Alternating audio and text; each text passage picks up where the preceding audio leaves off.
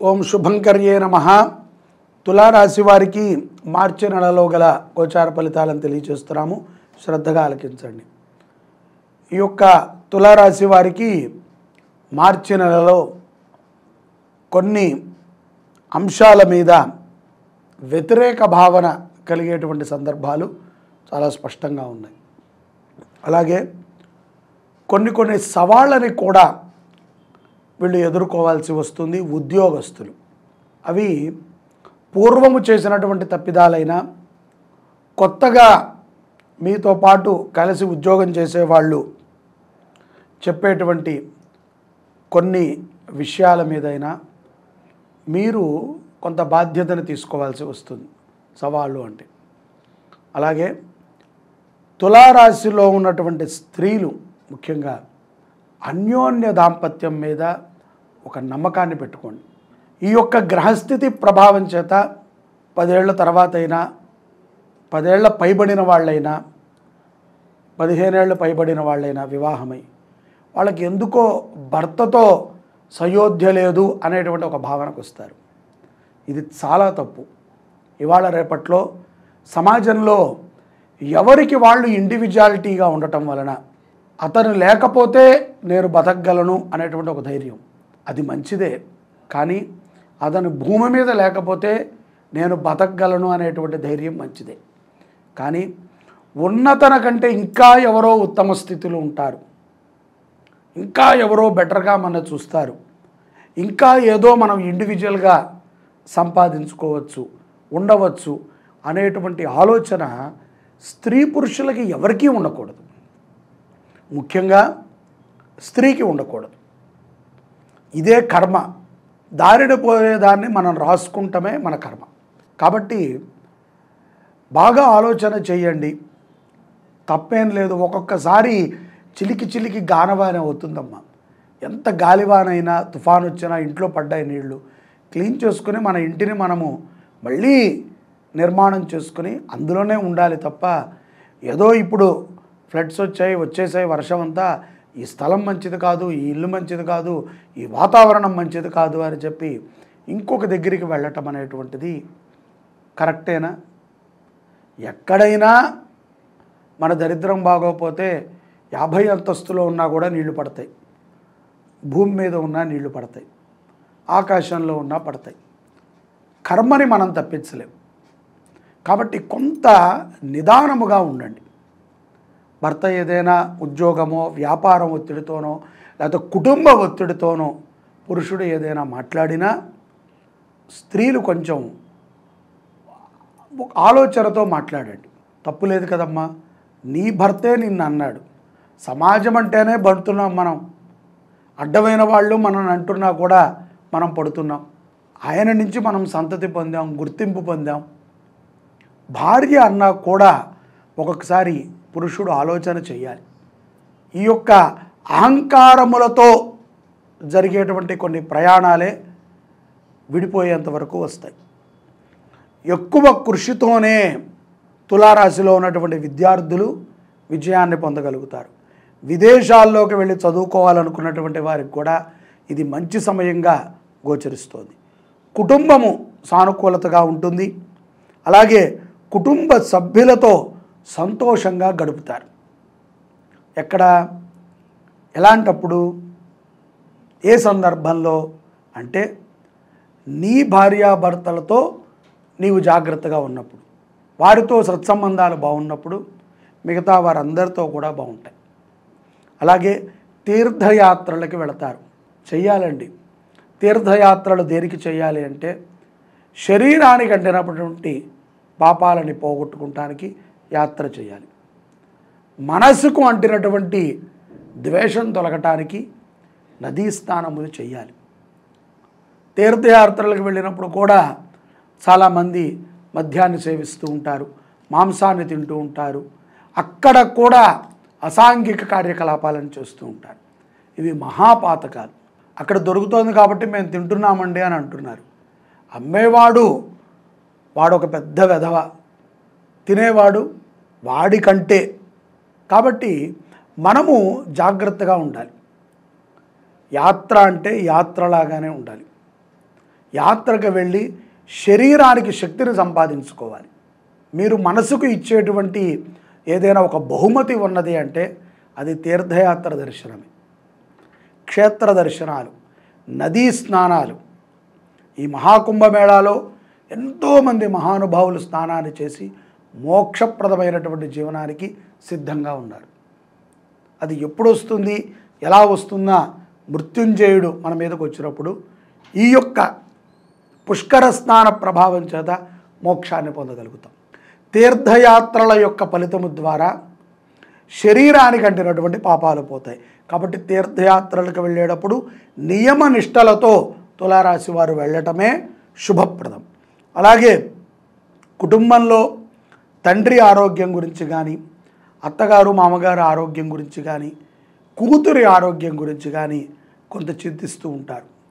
తప్పనిసరిగా భగవంతుడు మంచి ఆరోగ్యాన్ని ప్రసాదించాలి. మీకు ఎటువంటి కష్టాన్ని కూడా ఆ యొక్క గ్రహ రూపంలో ఏ దేవత కూడా అందించకూడదు అని ప్రార్థిద్దాం. నవగ్రహాలని ప్రార్థించాలి తులారాశి వారు. నవగ్రహ స్తోత్ర పఠనం, పిల్లలైనా ఆడవాళ్ళైనా విదేశాల్లో ఉన్నవాళ్ళైనా స్త్రీ పురుషులు ఎవరైనా సరే ప్రతిరోజు నవగ్రహ శ్లోకాలని పఠనము చేయటము, దగ్గరలో ఉన్నటువంటి నవగ్రహ సన్నిధానానికి వెళ్ళి ప్రదక్షిణ చేసి ఆ యొక్క నవగ్రహ శ్లోకాలని చదువుతూ ధ్యానము చేయటం మంచిది. నవధాన్యాలలో ధాన్యము తప్ప అన్ని ధాన్యాలని నానబెట్టి గోవుకి తినిపించడం ద్వారా విశేషమైనటువంటి ఫలితాలను పొందుతారు. ఈ మాసములో ఆదాయం చాలా బాగుంటుంది. అలాగే వృత్తి వ్యాపారాల యందు కొన్ని మార్పులని కూడా ఈ యొక్క తులారాశి జాతకులు చూస్తారు. అలాగే ఈ యొక్క పౌర్ణమి తరువాత ప్రయాణములు చేసే సమయమునందున కొంత అశ్రద్ధ పెడతారు. ఆ అశ్రద్ధ వల్ల కొన్ని ప్రమాదములు కూడా ఈ యొక్క తులారాశి వారికి ఉంటాయి. జీవిత భాగస్వామితో చికాకులు గనక మీరు తగ్గించుకోకపోతే పౌర్ణమి తర్వాత అవి మరింత పెరిగేటువంటి ప్రమాదం ఉన్నాయి. ఆ ప్రమాదం చేత ఉద్యోగస్తులు కానీ వ్యాపారస్తులు కానీ తమ తమ కార్యకలాపాల యందు శ్రద్ధను పెట్టలేకపోతారు. అలాగే అనవసరమైనటువంటి పరిచయాలు, అనవసరమైనటువంటి వ్యసనాలకి కూడా మీరు దగ్గర అవ్వాల్సి వస్తుంది. తస్మాత్ జాగ్రత్త. ఉద్యోగస్తులు దూర ప్రయాణాలు కంపెనీ వారి ద్వారా కానీ మీ ఉద్యోగ అవకాశం ద్వారా కానీ చేసేటప్పుడు ఇష్టదైవ స్మరణని చేయండి. నల్ల వస్త్రాలు ఏమాత్రము తులారాశి జాతకులు ఈ మాసంలో ధరించకూడదు. ఇక్కడికే కదా అవసరమేముంది అని హెల్మెట్ పెట్టుకోకుండా, సీట్ బెల్ట్ పెట్టుకోకుండా అజాగ్రత్తగా ఫోన్ మాట్లాడుతూ అభద్రతగా ప్రయాణం చేస్తే మీకు ప్రమాదాన్ని మాత్రమే గుర్తిస్తున్నారు, కానీ మీ నుంచి ఇతరులకి కూడా ప్రమాదం. అటువంటి హక్కు మీకు లేదు. మీ అజాగ్రత్త వల్ల ఇతరులకి ప్రమాదం జరగకూడదు. మాసాంతంలో జీవిత భాగస్వామితో కొన్ని సమస్యలకి చెక్ పెట్టుకోవాలి. అలాగే మాసాంతములో ధనముని కూడా మితంగా ఖర్చు పెట్టండి. ఏదో ఇష్టానుసారంగా పార్టీలని, ఫ్రెండ్స్ అని మీకు ఉన్నటువంటి షోకులనన్నీ కూడా చూపించడానికి ధనాన్ని ఖర్చు పెట్టుకుని అభాసుపాలు కాకండి. తులారాశి జాతకులు మీకు ఎన్నో పర్యాయాలు నేను చెప్పి ఉన్నాను, మళ్ళీ కూడా చెప్తున్నాను. తప్పనిసరిగా ఒక గోవుని దత్తత తీసుకుని పోషించండి. ఆ గోమాత యొక్క అనుగ్రహం ద్వారా మీ కుటుంబం ఎంతో ప్రశాంతంగా ఉంటుంది. శ్రీ శుభంకరి సేవా సమితి వృద్ధ గోవులని పోషిస్తోంది, అంటే ముసలి ఆవులని. వాటిల్లో ఏదో ఒక ఆవుని మీ పేరుతో దత్తత తీసుకుని ప్రతి నెల ఆ రుసుముని చెల్లించి మీరు గోవుని కాపాడుకుంటూ ఉంటే ఆ గోమాత యొక్క అనుగ్రహము మీ కుటుంబం మీద సదా ఉంటుంది. ఆ గోమాత యొక్క అనుగ్రహము మీ కుటుంబం మీద సదా ఉంటుంది. అలాగే నవగ్రహ స్తోత్రాన్ని పారాయణ చేయండి.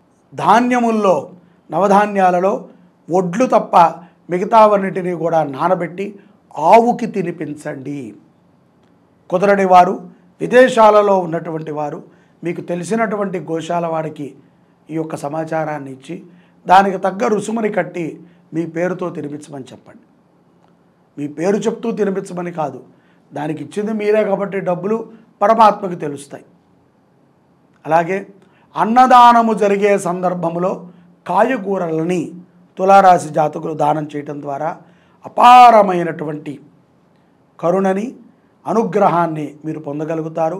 శుభ ఫలితాలు మీకు లభిస్తాయి. మహాశివరాత్రి ఫిబ్రవరి 26వ తారీఖు ఉంది.